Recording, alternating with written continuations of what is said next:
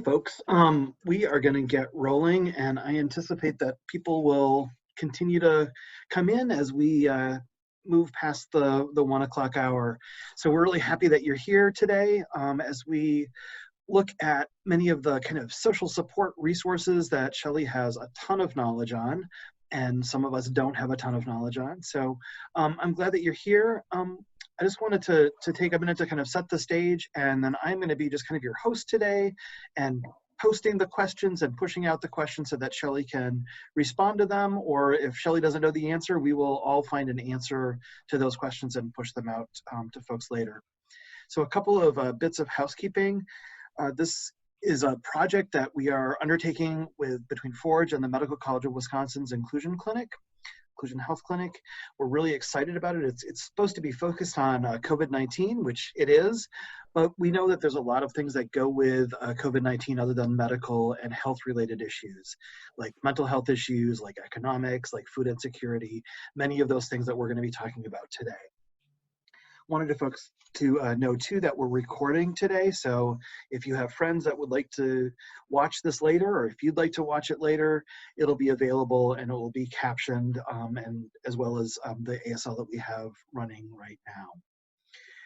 So we are encouraging folks to ask questions. This is really a time for you to ask questions and get some answers or pose some thoughts, even if there aren't any answers to them, and we'll see where we go with that. So I'm curious if folks are familiar with Zoom, and I'm wondering if people can share if you're familiar with Zoom by finding the raise hand button, which should be along the bottom of your screen.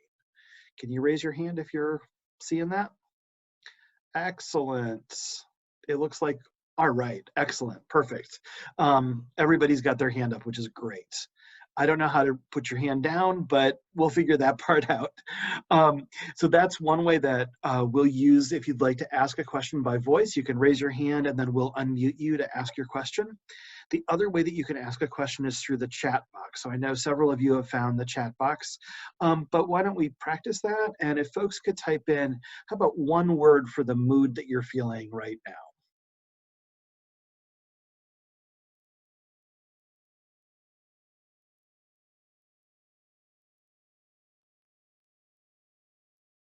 Excellent. So somebody said calm, cranky, thoughtful, excited, chill. Perfect. All good words, right? All of those emotional words are totally good. Perfect. So the other piece of accessibility for folks that would like it is that we have an automated closed captioning. So it's not going to be 100% accurate, but if you'd like the closed captions, you can click on either the more at the bottom, or you'll see a CC at the bottom that will allow you to show the subtitles at the bottom of the screen or show a transcript along the right side of your screen if you're using a computer. So those are options for access as well as ASL. So either of those things will work well, or you can listen if you're able to listen, or watch things in the chat box as well. So I just wanted to do a couple of reminders about what's coming up, and then we're going to turn things over to Shelley and then you all to ask questions. So we're going to do a similar week next week to what we did this week.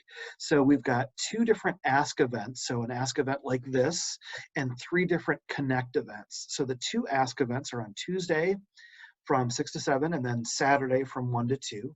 Tuesday will be Ask the Physician, and the topic is No Need to Wait, Hormones as Essential Medical Care. So we know some folks are having problems getting access to their hormones right now because of lack of access to their primary care doctors. So we're going to talk about some solutions to that with Dr. Francis and Joanna Woodbury.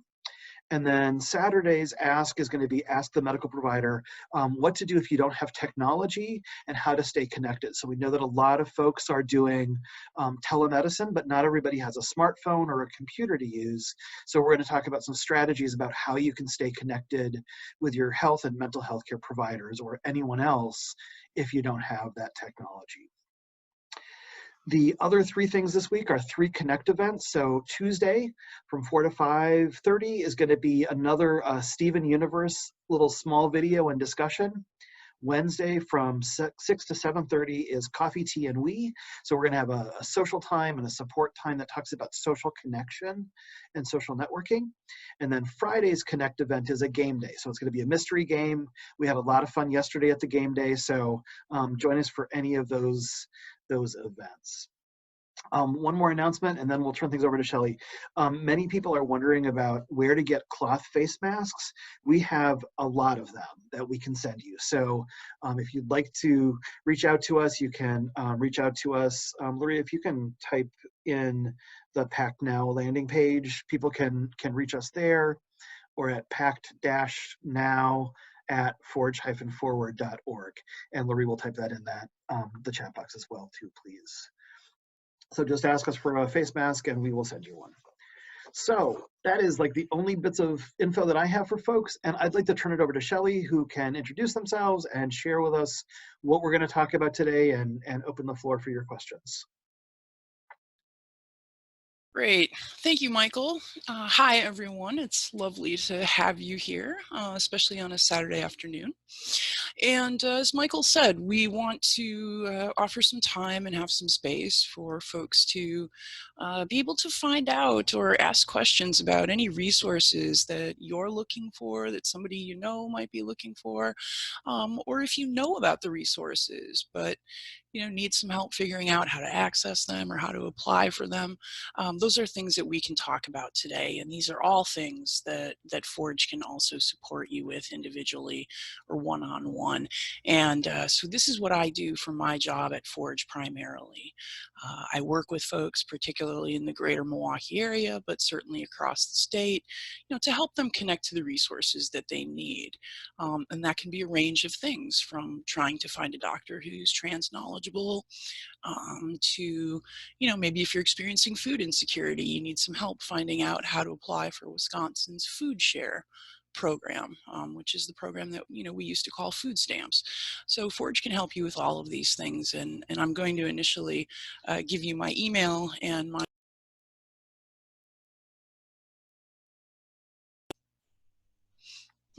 Have I been muted the entire time I was talking? Okay, good. Well, I'm going to put my contact information in the chat box, and then what we'll do is ask folks to just let us know if you have any questions about needs that you're trying to fulfill, if you've got questions about resource programs that have become available from the government right now, like the economic impact payments that the IRS is sending out, or some of the expansions of programs like unemployment insurance. Unemployment insurance is available to a lot more people right now than it typically is. So we'll look for your questions, and I think Michael may start us off with some questions that we already have while we're waiting for some more questions to come in. All right. As I ask the first couple of questions, we definitely want to hear your questions. So some of the ones that came in, we just wanted to kind of prompt with and start with, and I bet they will be questions that a lot of you have as well. Shelley, why don't we start with the questions around the economic impact checks, since that's a lot of people are having questions about those. Yeah, thanks, Michael. I think that's a great idea.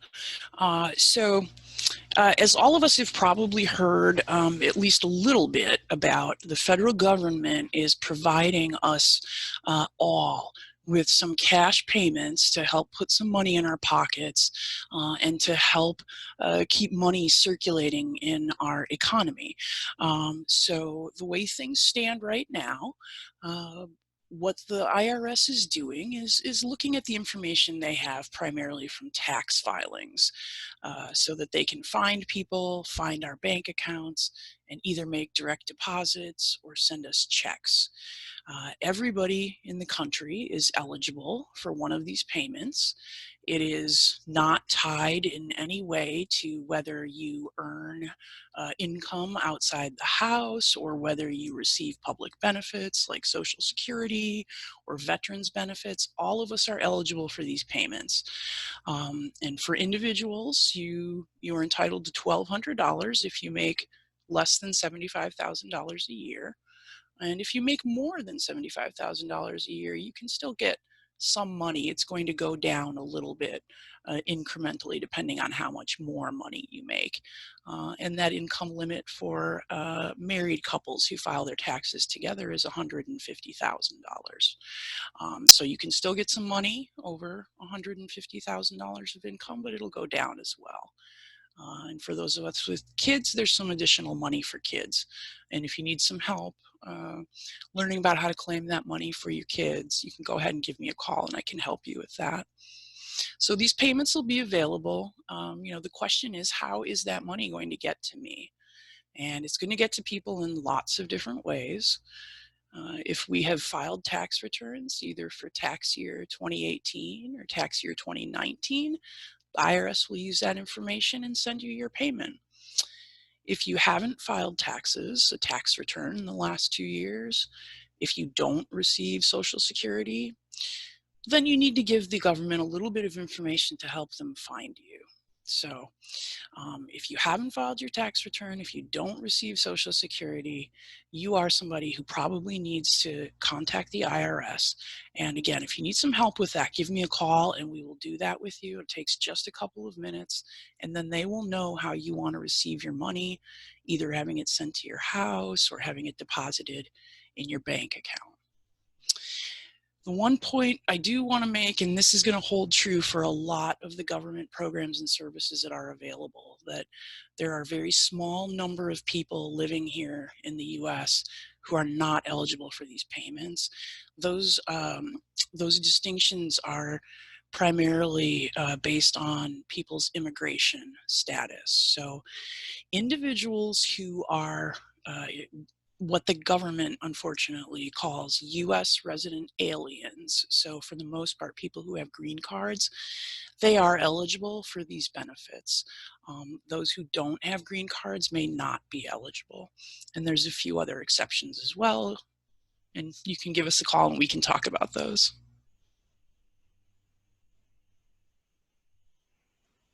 That was excellent. Thanks, Shelley.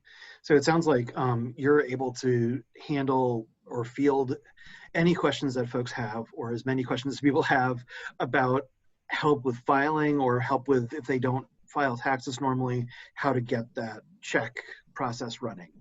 Yeah, absolutely. And it's especially for folks who, as you said, have not filed tax returns for 2019 or 2018 and don't plan to, and don't receive some kind of government benefit like Social Security or VA benefits. And the reason for that is that the government just doesn't know how to find you to give you your money. So they just want you to raise your hand and tell them where you are, and we can absolutely, I can do that on the phone with you in 5 minutes. Cool. Could you talk a little bit, Shelley, about what folks need to do if they receive Social Security disability? Do they need to do anything else to receive their money? Yeah, that's also a really great question. And the nice thing about, being part of being a Social Security recipient right now, any kind of recipient of Social Security benefits, whether it's retirement benefits or whether it's disability benefits, like you mentioned, Michael, if you are receiving Social Security benefits, you should receive your payment, and you should receive it without having to do anything additional. And the way that you will receive it is the very same way that you currently receive your Social Security benefits from the government. So if the government's making a direct deposit into your bank account on the 15th of every month, that's the same way you're going to get that $1,200 or whatever it is you're entitled to delivered to you, and you don't have to do anything because they already know how to find you. That's great. So we'd really like to hear questions that you all have. So again, the two ways that you can ask a question is through the chat box, or if you'd like to raise that virtual hand, we will unmute you. Because what are the questions that you would all like to have an answer to or to explore or discuss today?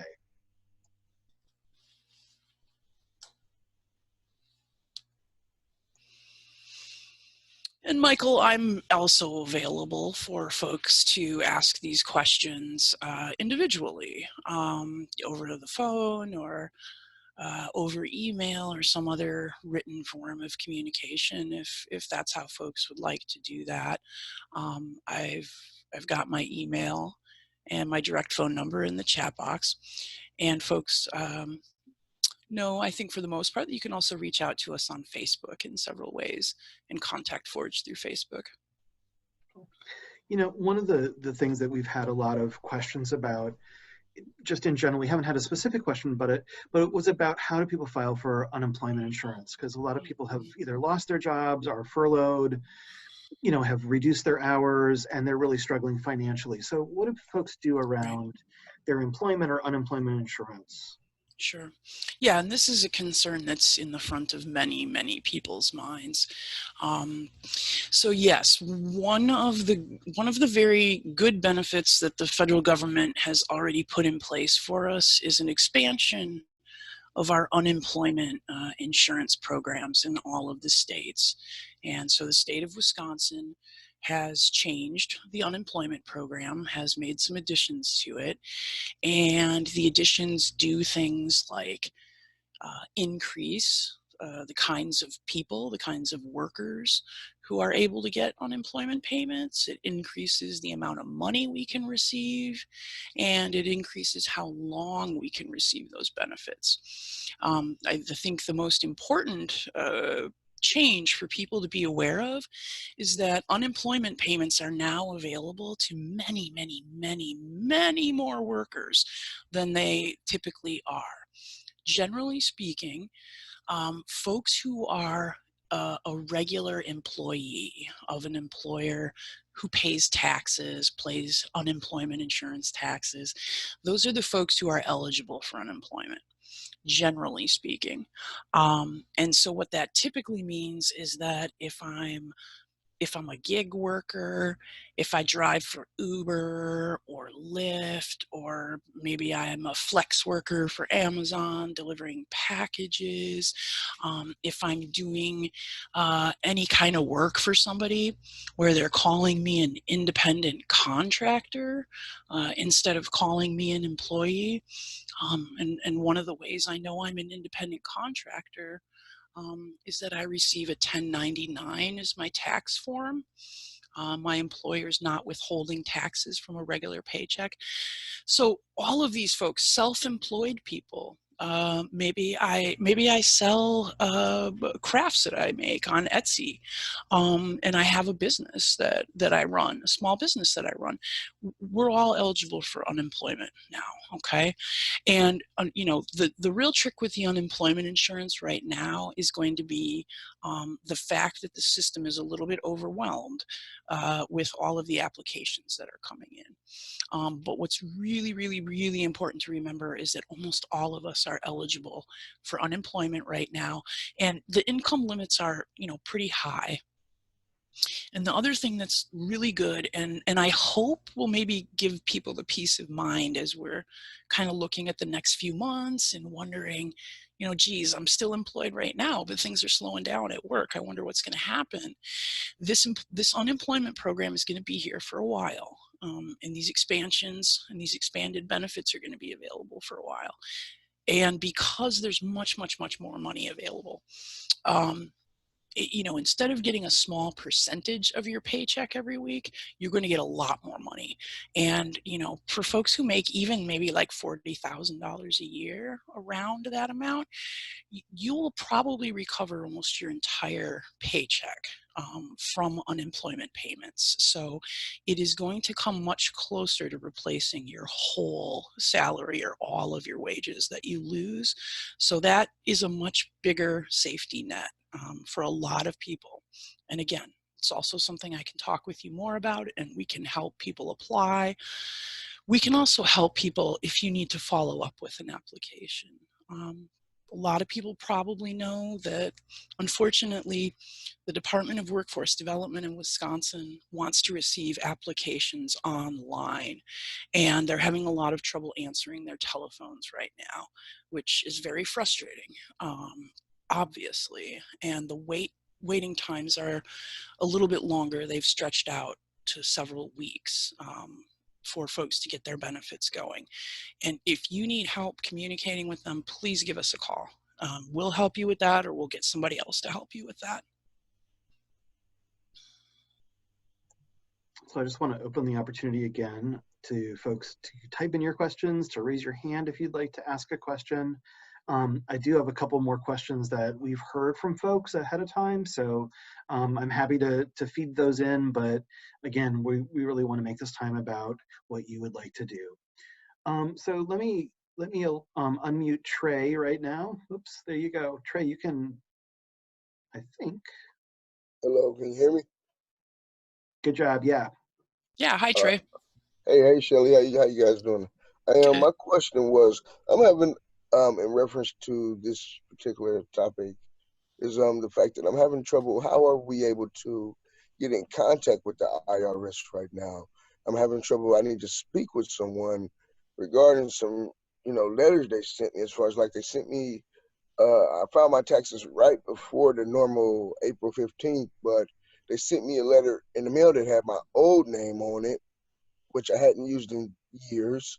Even, Mm. I had, you know, it legally switched. So they shouldn't have sent me that name on the paper. And then they were telling me they needed other information that I sent in. So I kind of need to speak with somebody. But because of this, COVID-19 thing, I'm having trouble getting a hold of somebody. So how would I go about getting that fixed?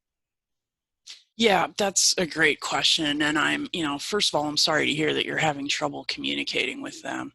And secondly, I'm sorry to hear that they sent you a letter in a name that you're not using, and especially since you changed your name legally, that certainly shouldn't be happening. What I would probably suggest, Trey, is I'm guessing they gave you some contact information in the letter, and that's what you're trying to use to contact them.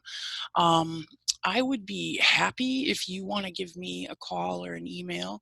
I think you know how to reach me, and I could look at those letters with you, and maybe we can figure out how we can find another route to talk to somebody there about your particular issue. And these are kinds of things that, and so I see Trey responding in the chat box. So yeah, that's great. Give us a call and we'll help you out with that. And I would just say, again, these are the kinds of things that we can help you with. And, any question, any need you have, just please feel free to call, because Forge will either support you or we will make a connection with someone else, with another organization who we know can support you on a particular issue, maybe better than we can. So either way, we will make sure that we get you to somebody who can help you. And this is one of those things that, Shelley, you'd said that, we could pipe in and share some answers. And I said that you know much more about things than I do, and which is really true. But I just wanted to share that for a long time, I kept on getting my checks from the state, from the IRS, from the Wisconsin Department of Revenue, back in my old name, even after I had sent them my paperwork year after year after year. So the feds got my name changed correctly.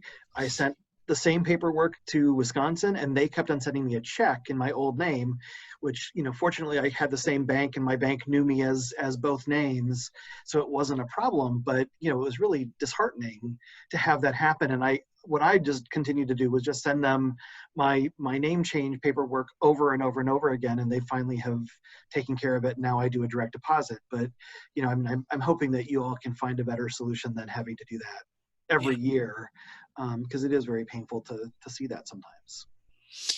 Yeah, it is, and I appreciate you sharing your experience. I think we know that, and I think a lot of us can probably understand how some of these things happen, especially with systems like our revenue collection systems, so our tax agencies. We know that they're very large, they're very poorly funded, and they've got systems that don't talk to each other, often even within the same agency. An agency might use 3 or 4 different computer systems to track different things, and that's where folks like us end up just running into all kinds of problems with the information that they have about us. And I think a lot of times it's it's not intentional, and but it's not something that people should have to tolerate, especially when we've, as you said, gave them the right information and asked them to change it. I do appreciate you kind of flagging this as well. I have heard from some folks who are right now applying for unemployment, and these are folks who have received unemployment benefits in the past. So the unemployment agency in Wisconsin has a record of these folks based on their social security number. So we may find that when we go to apply for unemployment, the Department of Workforce Development might send a letter out and say, hey, you used, social security number XXX, and we have that associated with somebody whose name is different from the name that you're using on your application. Can you explain that? And then, like Trey, you're going to have to communicate back to them, probably via phone, that your name has changed. And I've talked to several trans folks in Wisconsin who have had this experience recently, and they at least have been reporting to me that that has been a fine and easy process. They've just called up and said, hey, I changed my name. I legally changed my name. Here's what my new name is. Please change your record. And the folks who do the unemployment will do that. That's great. So I see a question in the chat box that says, does Wisconsin protect people from eviction right now? Mm-hmm. Yeah, that's also a really important question, as we know. And I'm just want to look at my notes to make sure that I give you all the right dates about some of these issues. So Wisconsin is definitely protecting us from eviction right now. Under the governor's public health orders, landlords simply may not file new eviction cases in court. Period, full stop. There's no exceptions to that. The courts are not open for landlords right now to file eviction cases. So no new cases can be filed. Now, right now, that suspension goes through July 26th, which I believe is also the date of our extended stay at home or safer at home order. So the whole time that we're supposed to be staying at home, safer at home, either not working or working from home, we're also being protected from losing our homes because we can't afford our rent. Now, that leads me to have more questions like, well, if I can't be evicted for not paying my rent, do I need to pay my rent right now? What if I can't pay my rent right now? So the answer is, technically you are required to continue to pay your rent.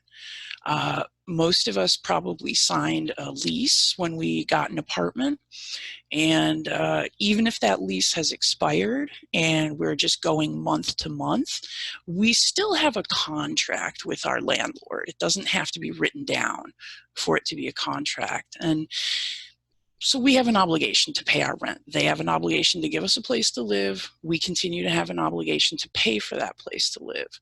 Now, if folks are having trouble paying your rent, or if you think you're going to have trouble paying your rent next month or the month after, it's a good time now to talk to your landlord. So what we're going to have to rely on, hopefully, is the goodwill of everybody right now, because we're all dealing with this very difficult circumstance. And what we need to do is go to our landlords and we need to tell them, I don't have the income to pay my rent right now. Of course, I want to do what I need to do. I want to pay my rent. And I need you to help me figure out how we can do that in a way that isn't going to affect me really, really negatively financially. A couple of suggestions that I can offer are going to your landlord with a plan. So, bring a plan with you when you go to talk to your landlord. Maybe what you can suggest is that you can get on a payment plan with them. If your income has decreased and you still have income, but maybe you can't make that entire rent payment all at one time, I suggest talking to your landlord about a rent payment. Maybe you can make a weekly payment. Maybe you can make a payment every other week. If you really can't make those payments at all right now, then I think the next thing to talk to your landlord about is maybe deferring some of those rent payments. So maybe for now, your landlord will say, okay, Shelley, I hear you. I'm going to let you push off your May rent payment, and I'll have you pay that back to me in June, or maybe we'll split it across June and August. So if you are really in dire circumstances and you can't make that rent payment, you really have two options. And one is to try to go work something out with your landlord. The other is, if you just don't pay the rent and you don't say anything to the landlord, they are going to potentially have a reason to start an eviction proceeding down the road because you've now missed a rent payment. So we strongly, strongly suggest trying to work something out with your landlord. And this, again, is something I can help you with. We can sit down and come up with 3 or 4 suggestions that you can have in your pocket that you can take to your landlord to try to negotiate something. And if you have a landlord who will not negotiate with you, please call us about that as well. I'll be happy to get on the phone with you and talk to your landlord with you. 2 against 1 seems like better odds. But what we really need to think about right now is making sure that we're meeting our obligations to other people, even if we don't have the financial resources to do that right in this moment. It's much better to talk to folks than to try to fix this after the fact, maybe after they've already taken action. That's a great answer to a challenging question. And I was thinking about that when you were speaking about, the obligations that we have to other people. So, our rent or our mortgage or some of the things that we owe other people with our bills. But, I think a lot of people right now are feeling some struggle around kind of taking care of themselves. Like, how do I afford food? How do I afford, soap, or the basics that I need to have to run my own life, let alone what I need to pay to other people. And, I think we're going to talk a little bit more in depth about that at a later session, but I'd like to hear, if you're willing to share just some of those resources that people might be able to access for food and other things. Yep. So, for folks who are in a position where, we just don't have enough money in our pockets right now to meet our basic needs, there's going to be a good number of people who are facing these challenges right now. And I think that a lot of us understand that. And it is not something that is anybody's fault. And folks, I hope, will feel like they can call us or they can reach out to other organizations or places that they work with and ask these questions to find resources locally, because there are local resources. It looks to me like most of the folks that are on our call right now are based in the greater Milwaukee area. There are lots and lots of resources in Milwaukee. Some of them are public resources, so they are provided by the government. Some of them are private resources provided by nonprofit organizations and other organizations. And some of them are resources that are just being provided by networks of people like you and me. So lots of people in our community have come together and formed a number of organizations that are offering support to people who need it. So for things like food, there are plenty of places we can find food. We just need to know what they are and how to access them. I'm going to make a suggestion that some people might think sounds a little naive, but 211 is a good place to start. 211.org online or 211 on the phone. Certainly 211 has a lot of limitations, and there are definitely challenges in using it. It's better for some resources, for finding some resources, than it is for others. If you're looking for food, it's a good place to start because they have a comprehensive list of resources. So if it's food you need, as Michael said, if it's things like, geez, I can't pay for shampoo right now. I need detergent to wash my clothes. 211 should be able to direct you to organizations that have stocks of these kinds of items. So much like food pantries, places will stock cleaning supplies, household supplies, places like that. I'd start with 211. If you're specifically looking for food, I really want to recommend the Hunger Task Force. And again, you can use their website, do a Google search, you can call them. The Hunger Task Force is really the point organization, kind of the leader in Milwaukee that is coordinating a lot of the food resources that are available. They have the most up-to-date information about where to get food resources. Another really good source of information is United Way. They have got a fair amount of information on there as well about places that are providing food resources. So we have things like food pantries in Milwaukee where we can go and we can get a bag of groceries. We have places that provide meal services like St. Ben's, Cathedral Square. Some of those meals are better than others, and if I don't know that I can tell you where all the good ones are, but I definitely can tell you the ones that people tell me they don't like very much. So, if you're looking for some specific sites, if you want to know what's close to your house, give me a call. Give me a call or take a look at Hunger Task Force on food stuff.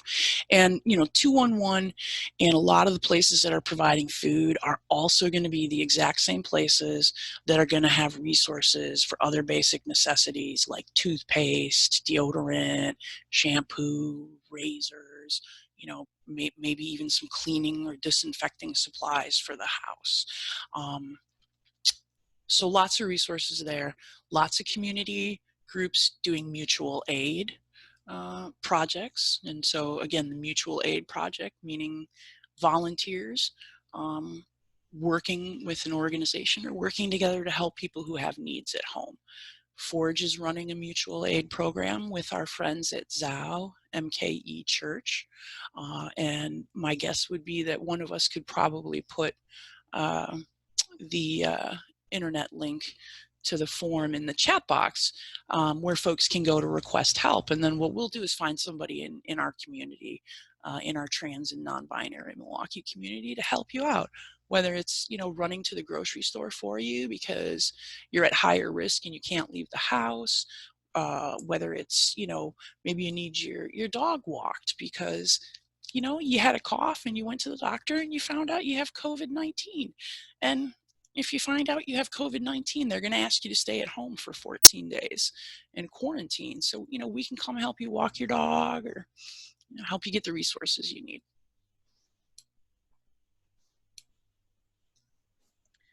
Excellent. And I will find that link in just a second for the mutual aid project, which is really, I'm really proud that we can be there for folks. And I'm really, really excited by the fact that we have, I think 2-to-1, we have more folks that have volunteered to support than we have that have requested support. So, we welcome anybody if you're able or wanting to support people. Sometimes that feels really good to provide support as well as, for folks when you need to have support. So either side of that equation works really well. I'm wondering if, Shelley, you could talk a little bit more. Actually, let me ask folks again. Do folks have other questions? Because we really want to hear from you rather than me riffing off of what Shelley's already said. So again, you can raise your hand or you can ask questions in the chat.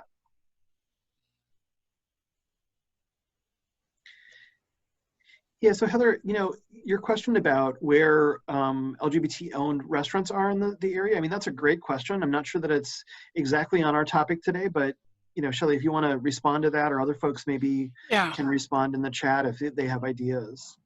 Yeah, I think that's a great idea if other folks on the call want to help answer this question in particular as well, because that is not a question I have a lot of information about, although I think it's a great one to help support folks in our community who are also small business owners, which, you know, a fair number of people are. So we definitely know that there are a lot of LGBTQ restaurants and other businesses that are doing takeout food. There's a pretty decent list of those restaurants available from an organization called the Wisconsin um, LGBT Chamber of Commerce. I forget exactly the order of the words. I think it's the Wisconsin LGBT Chamber of Commerce, and I can put their website in the chat box in just a minute. But they have, so that's an organization of LGBT owned or allied businesses, and the chamber put that list together a couple of weeks ago. So that's one place to find a number of restaurants. I already know, because someone already told me, that Maya Ophelia's is not on that list, probably because they're not a chamber member. But that's certainly another place, and I know that the folks there are trying to make food resources available to people. And just a plug for Maya Ophelia, we just confirmed today that Jack from Maya Ophelia will be doing a presentation, I believe, on May 6th as one of our programming events on how folks can make vegan food at home. So that will also be supporting that, you know, trans-owned business as well. So it'll be a fun event.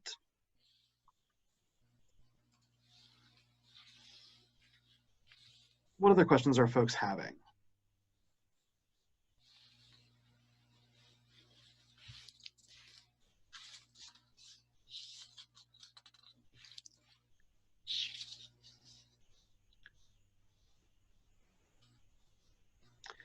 So Shelley, one of the questions I know that we've had recently, which may be important for other people to learn about, is some of the restrictions or expansions around SNAP and food.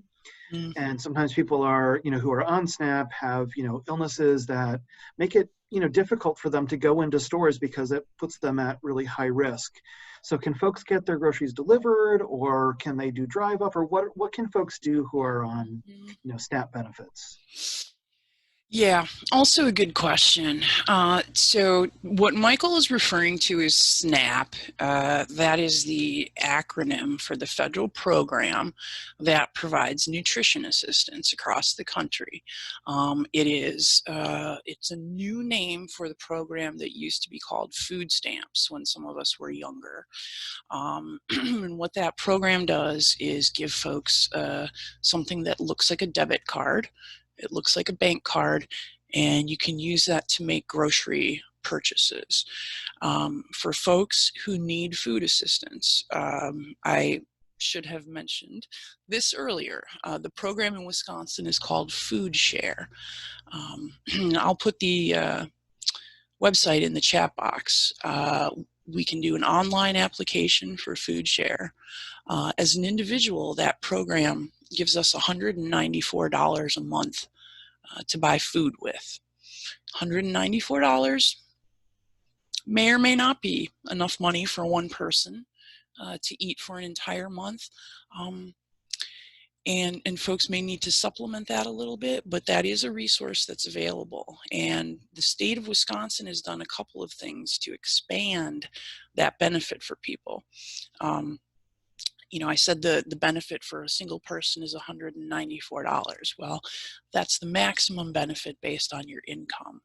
But because they know we all need help right now, the state is just giving everybody the maximum benefit, and they're not going to waste time verifying your income, trying to figure out how much money, how much benefit you're entitled to. They're just going to give you the maximum benefit. So if you're eligible in terms of your income, not crossing a particular threshold, you should be able to get $194 on that card to help you buy food. Now, one of the things Michael is alluding to is that there are some kind of goofy restrictions on these programs, and a lot of them come from the federal government. And one of the biggest problems that folks are running into right now is that those EBT, so electronic benefit transfer cards, the little debit card we get, unfortunately can't be used to order groceries online for delivery. So that's causing a problem for folks who feel that it's important to stay at home and to not go into retail establishments like grocery stores because their purchases have to be made in person at the grocery store. Now, if you have friends in other states, there are a handful of states where that's not true. But in Wisconsin, those cards cannot be used to order groceries online. So what does that mean? What that means is that we probably need to help out our friends and neighbors right now. Those cards, somebody who has one of those cards is totally allowed to give that card to another person and have that person go do their shopping for them. So if you are a person receiving food share and you probably already know that this is a problem, I really want to encourage you to reach out to us, and we can match you up with one of our volunteers who can do your shopping for you. Or if you have your own existing support network, to reach out and ask a friend or neighbor or family member to, pick up that card, maybe out of your mailbox, and take it into the store and do your shopping for you.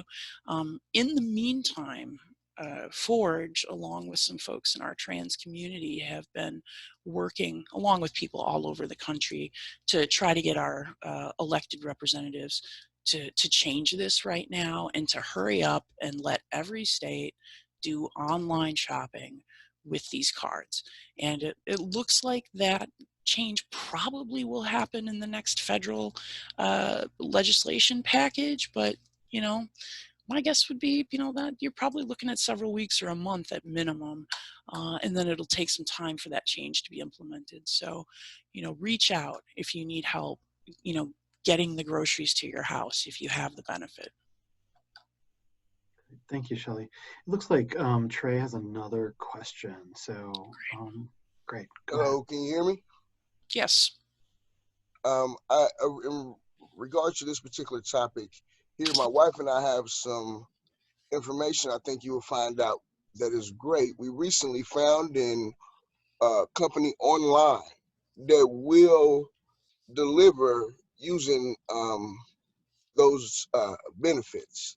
What you have to do is they're a little bit more on the expensive side, but the food is of great quality and it does come pre-cooked and pre-packaged. The company is called Schwan's. You have to give them your card information, like a regular debit card information. But when you come, they get your EBT card information at the door and bring the groceries to your door. It's spelled SCHWAN. Yep. We did a sample order recently, so we know it to be true. They said they didn't deliver to our particular zip code. Of course, you got to go online and enter your information. My wife did. I really didn't do it, so she had the majority of it, but I know that we did look all over for days, and she did find that small company. So I hope that information will be beneficial to someone who drastically needs it. Yeah, thank you so much for that, Trey. That I'm really glad that you mentioned that, and I in fact didn't realize that Schwan's was doing that. Schwan's is a company that has been, at least in Wisconsin since I was a youngster, which is getting to be a very long time. Probably 40 years, and boy, back in the day, they mostly delivered ice cream products, I think, and then branched out a little bit. So I'm really, really, really glad to hear that they're able to do orders and then to process that card when they come to your house. And I think that's probably the key here, and the reason why Schwan's is able to do these transactions is that you know, they're literally physically taking that card from you and swiping it into their machine. And Schwan's does tend to be a little expensive. You're certainly right about that, Trey. And that again is because that is it's a food service company, and they're not as much sort of retail grocery provider. The grocery stores are going to be cheaper. But I'm really glad to know that, and that will lead me then to look for some other food services like that as well that might be available for people. So I really appreciate that. And it looks like Laurie has put their website in the chat box, and it looks like Laurie has also discovered that there is a $10 off coupon available on their website, at least today. So great information, Trey. Thank you. And I think that's really cool too. It sounds like it's pre-cooked or pre-prepared food, which is really helpful for some folks that are really tired right now, or who might be, working low-wage jobs and still qualify for those benefits, or just have, kids and are just overly taxed and don't want to cook. So I think that's a benefit sometimes that might make the extra cost a little bit worthwhile if folks are really taxed right now with their energy. Yeah. Sure, and I'd also like to kind of underscore an important point that Trey made. When we're using food share or the EBT card to buy groceries, the only thing that can be paid for with that card is the actual food. Okay, so when we go into a grocery store, there's a lot of restrictions. I can't buy a magazine with my EBT card. I've got to buy food. So, and I think that's why Trey probably emphasized that Trey had to also give them a debit card or Trey's own personal, bank card or information. And that's where they're going to charge the delivery fee too. So there's two things kind of going on with the online transaction around the food. It's the paying for the actual food, but then also paying for that delivery fee. And folks are going to have to be able to come up with the 5, 10, whatever number of dollars it is that the place is charging for delivery. It looks like Laurie has also indicated that Schwan's is hiring, so that's also good to know. Places like Schwan's, food service places, grocery stores in particular, places that are considered essential providers is where we're going to find most of our employment opportunities right now. That, of course, means that, we are then not sheltering at home necessarily, and that there's some exposure to other people if we have to go in person and work in an environment like that, a retail environment. Unfortunately, that is where a lot of hiring opportunities are available right now in that retail sector, through Amazon, at the warehouse in Racine, Pick and Save, Target. These places have been hiring nonstop for the last month, so it makes sense to me that Schwan's is also looking for folks. And it looks like Trey is saying it's $5 for 12 deliveries through Schwan's. That's great to hear. So I know we've got about 5 minutes left, and I'm wondering if we can maybe take one more question, if there's another question. And then after that, I'm wondering, Shelley, if you can share, you're going to be back on May 9th and then May 30th to do another session like this. And if you are able to share what you're going to focus on those two sessions, if you have an idea of that, that might be useful for folks to know. Mm-hmm. Any other questions before we shift to upcoming? So again, you can raise your hand or type in the chat box.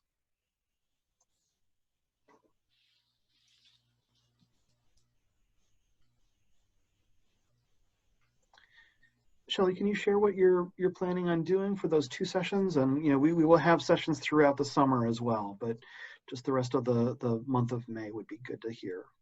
Yeah, thanks, Michael. Sure, we're going to continue to have these sessions on Saturday afternoon, so at 1 o'clock, and you will be able to hear from me some more, and you will also be able to hear from some other advocates that we work with and from our partners at MCW and Froedtert, who are social workers and other advocates who know how to connect folks to resources. When I am back on May 9th, I think what we would like to do is spend a lot more time talking about what we were just talking about, which is food resources and access to food. And we will cover the whole gamut from the government program, the SNAP program, and food share, and how we get that EBT card that we can use to buy groceries. So we'll talk about that. We'll talk with much more specificity about food pantries in Milwaukee and how they work, about meal services, and other places that we can get food right now. MPS has meal sites for families with kids. We'll talk about all of that. And of course, again, if you have a need for any of these resources in the meantime, please reach out to us over Facebook, by our phone, through our email. My phone and email are, you'll have to scroll up a little bit in the chat box right now, but I can get them in there again. Reach out to us and we can give you some individual guidance with this stuff. The next time I'll be back then will be May 30th. And on that day, I think we want to talk about housing resources. So we will talk both about some of the things we talked about today, like being protected from eviction, figuring out how to make rent payments. We can also talk some about some of the assistance that's available for homeowners. Some of us are homeowners, and there's some assistance for folks who are having trouble making their mortgage payments right now.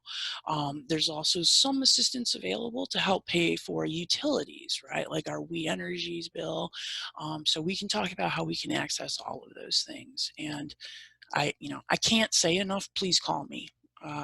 I sit at my desk all day with my phone, and I'll be happy to talk to you about any of these things. And I can attest, not just because I'm Shelley's boss, but because Shelley really is a fantastic advocate and one of the best advocates I've seen in my even older years than Shelley. So please do reach out to Shelley, and I know that you will get really, really well taken care of. And, like Shelley has said a couple times, it's like, Shelley can't find the answer for you. They will find an answer somewhere. So, I mean, we know where a lot of the resources are, and we will do our best to connect you if we can't do it. If Shelley can't do it, not me, if Shelley can't do it.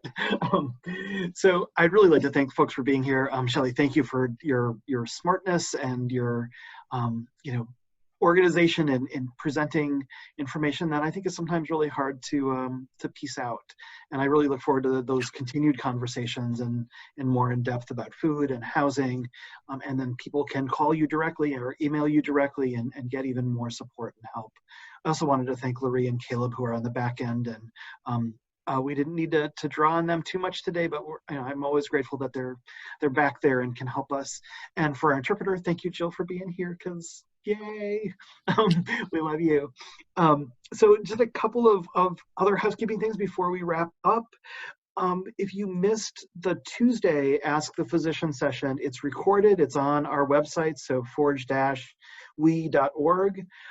People may like to see it. It was a really great session. This session is recorded right now. We will get it up and transcribed soon. It should be up within the next day or two.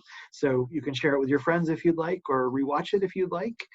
And the next event that we're having, just as a reminder, is next Tuesday. So it's Ask the Physician. So no need to wait, hormones as an essential medical care. So that will be hosted by Jessica Francis, a physician at Froedtert in the Medical College, and Joanna Woodbury, who is basically the person in charge of the Inclusion Health Clinic and does all of the things that keep it running and moving. So those are our next coming things. When we close out today, you'll have an evaluation and a feedback survey. We'd really, really like to hear what you all have to say about what works, what didn't work, what else you'd like to hear from experts or people that are doing some of this work that may be helpful to you. So please give us your feedback, and we will take that to heart and adjust our programming accordingly. So thank you everybody for being here. Thank you again, Shelley, for doing a great job. Thanks, Michael. Thanks, everyone.